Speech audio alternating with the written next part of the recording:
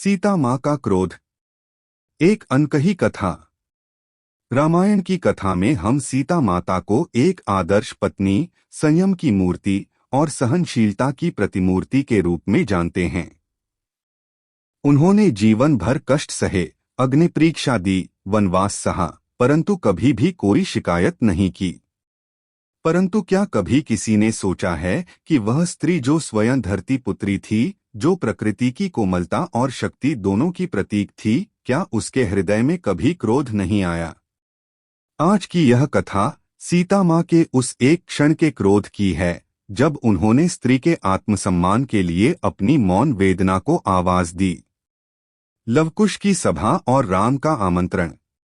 अश्वमेध यज्ञ के अंतर्गत जब भगवान श्री राम का अश्व अयोध्या से बाहर निकला, वह वाल्मीकि आश्रम तक पहुंच गया। लव और कुश जो सीता माँ के पुत्र थे, उन्होंने उस अश्व को रोका और चुनौती दी। उस समय वाल्मीकि ने सत्य प्रकट किया कि वे दोनों श्री राम के ही पुत्र हैं। जब यह बात श्री राम तक पहुंची, उन्होंने सीता माँ को पुनः अयोध्या लौट आने का आमंत्रण भेजा।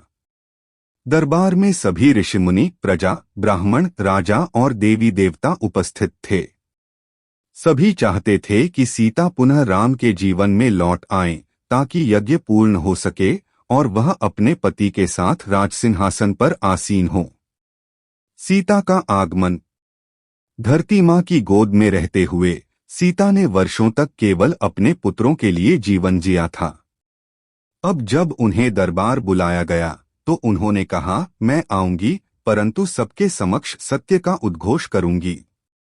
वह भूमि पर नंगे पांव, सादे वस्त्रों में, अश्रुपूरित नेत्रों से सभा में पहुंची। उनके साथ थीं लव और कुश। सबकी आंखें नम थीं। राम की दृष्टि झुकी हुई थी। वे सीता की आंखों में नहीं देख पा रहे थे। सीता का क्रोध, आत्मसम्मान की पुकार।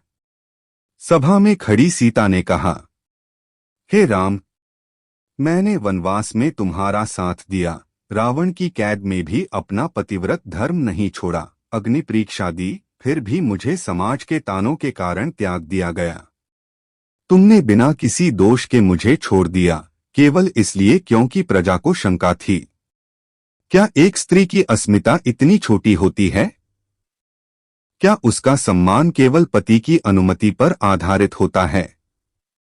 क्या एक पत्नी को हर बार अपने चरित्र का प्रमाण देना होगा?